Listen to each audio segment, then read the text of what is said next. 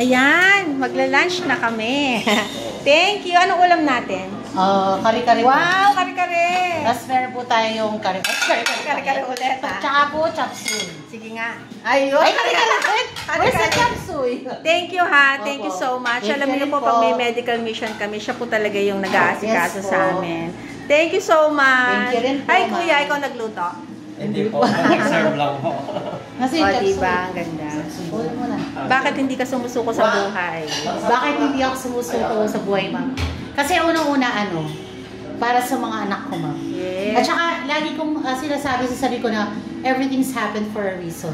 So, hindi naman ibibigay po ng Diyos yung, albaw, isang pagsubok kung hindi mo talaga kaya. Ganun. Bakit dito mo pinili magtrabaho?